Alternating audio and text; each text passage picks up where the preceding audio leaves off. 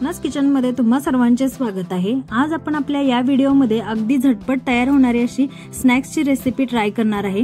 अतिशय सोपी आहे। घरातल्या घरात जर तुम्हाला काहीतरी चटपटीत खाऊ वाटत असेल तर तुम्ही अशा पद्धतीची ही रेसिपी ट्राय करू शकता।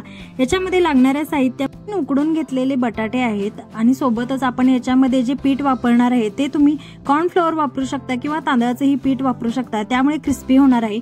2 मिरच्या घेतलेल्या आहेत, लसणाच्या 5-7 पाकळ्या आणि आल्याचा एक छोटा तुकडा, बारीक चिरून कोथिंबीर घेतलेली आहे आणि चिली फ्लेक्स ऑप्शनल आहेत, तुम्ही वापरू शकता किंवा स्किप ही करू शकता। आता पहिल्यांदा तर इथं आपण बटाटा जो आहे तो अशा पद्धतीने किसून घेतलेला आहे बारीक, त्याच्यामध्ये आपण आलं लसूण आणि मिरचीची पेस्ट खलबत्त्यामध्ये चेचून घेतलेली आहे ती ऍड करायची आणि नंतर याच्यामध्ये थोडंसं मीठ चवीनुसार ऍड करायचं। जास्तही मीठ नाही वापरायचं आपण इथं, फक्त चवीनुसार। मी तर अर्धा चमचा मीठ ऍड केलेला आहे।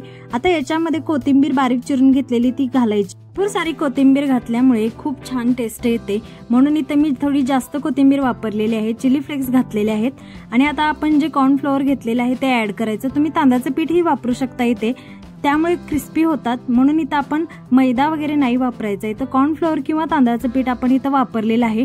तुम्ही ब्रेड क्रम्स ही वापरू शकता, परंतु ब्रेड क्रम्स घरामध्ये सहज उपलब्ध होत नाहीत, म्हणून आपण इथं कॉर्न फ्लोअर वापरलेला आहे।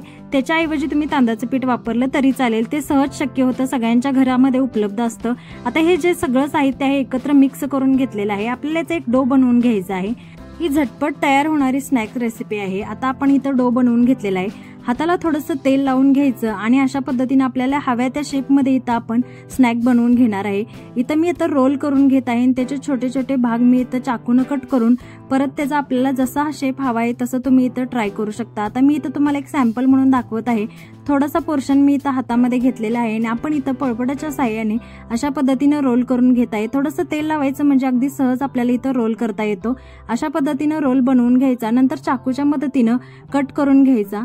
आता ज्या शेपमध्ये हवा आहे त्या शेपमध्ये बनवून घेऊ शकता। इथं मी तुम्हाला दाखवतच आहे, अशा पद्धतीनेही तुम्ही ट्राय करू शकता।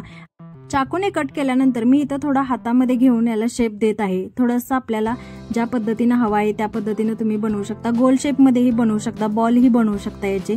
थोडं मी सिलेंडर शेप इथं बनवत आहे, त्यामुळे दिसायलाही खूप छान दिसतं। लहान मुलांना तर बघता क्षणी खूप आवडतं। आता इथं कढईमध्ये अगदी कडकडीत तेल गरम करून घेतलेलं आहे। आपल्याला डीप फ्राय करून घ्यायचं आहे। तेल अगदी कडकडीत गरम असायला हवं, म्हणजे ते बाहेरचं कोटिंग आहे ते क्रिस्पी होतं। आणि नंतर थोडंसं गॅसची फ्लेम मिडियम करायची आणि आतल्या बाजूने स्नॅक्स व्यवस्थित भाजले पाहिजेत। अशा पद्धतीने मिडियम गॅसच्या फ्लेमवरती 2 मिनिटं साधारण आपल्याला हे स्नॅक्स व्यवस्थित तळून घ्यायचे आहेत, फ्राय करून घ्यायचे, म्हणजे क्रिस्पीही होतात आणि आतूनही अगदी परफेक्ट कुक होतात। अशा पद्धतीने ही स्नॅक्स रेसिपी तुम्हाला कशी वाटली कमेंट करून नक्की कळवा। अशाच सिंपल रेसिपींसाठी आपल्या चॅनलला नक्की सबस्क्राईब करा। ही रेसिपी तुम्हाला आवडली असल्यास व्हिडिओला नक्की लाईक करा, शेअर करा आणि कमेंट करायलाही विसरू नका। आता इथं तुम्ही पाहतच आहात डीप फ्राय केल्यामुळे अगदी क्रिस्पी होतात। तुम्ही केचप बरोबरही खाऊ शकता, टोमॅटो सॉस केचप बरोबर खूप छान लागतं। अतिशय साधी सिंपल रेसिपी आहे, घरच्या घरी तुम्ही सहज बनवू शकता। याच्यामध्ये आपल्याला एक्स्ट्रा काही साहित्याची गरज लागत नाही, अगदी सहज आपण उपलब्ध असणाऱ्या सामानामध्ये बनवू शकता। अशा पद्धतीचे स्नॅक्स तर मुलांना खायला खूप आवडतात, मुलांना काय मोठ्यांनाही खायला खूप आवडतात।